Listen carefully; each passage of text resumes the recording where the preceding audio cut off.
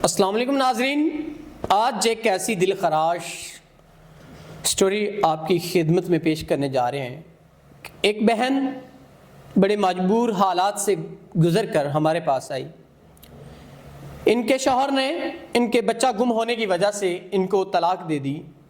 تو ظاہر سی بات ہے، ماں تو نہیں چاہتی نا کہ اس کا بچہ گم ہو جائے، اور بعض سے زیادہ اذیت دہ ماں ہوتی ہے بچے کے غم میں۔ تو آئیے باقی اس بہن کے غم میں ہم برابر کے شریک ہیں اور ان سے جانتے ہیں۔ السلام علیکم۔ وعلیکم السلام۔ اچھا بہن، آپ مجھے بتائیں زندگی کے کیا مسئلے مسائل ہیں، کیا پریشانیاں ہیں جن کی وجہ سے آپ پریشان ہیں؟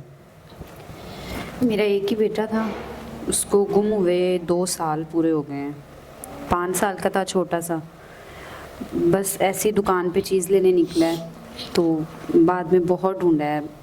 حالانکہ اس دکان پہ پہلے بھی آتے جاتے رہتے تھے بچوں کے ساتھ، مجھے کوئی آئیڈیا نہیں تھا کہ آج کی ہو جائے گا، مگر 2 سال آج ہو گئے اس کو گم ہوئے۔ کہاں کہاں نہیں ڈھونڈا، سڑکوں پہ جگہ جگہ ڈھونڈا۔ اس کی مطلب اس کے گم ہونے کے بعد میرے شوہر نے بھی میرے ساتھ اچھا بہیو نہیں رکھا۔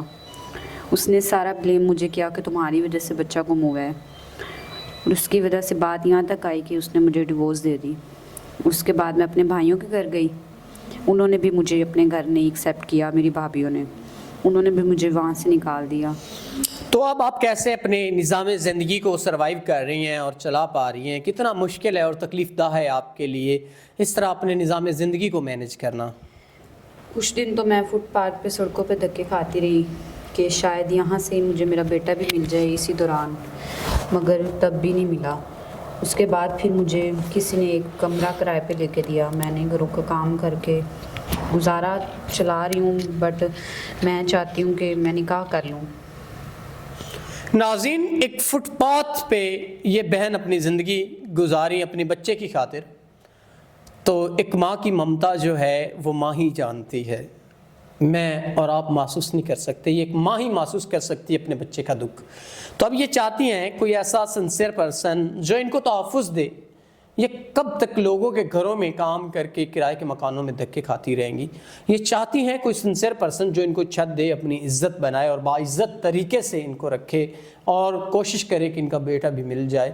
تو اگر کوئی ایسا انسان جو ان سے نکاح کی خواہش رکھتا ہے تو وہ ضرور ان سے نکاح کرے اور ان کے مسائل کو حل کرے۔ امید کرتے ہیں کوئی نیک انسان ہی ان سے نکاح کرے گا۔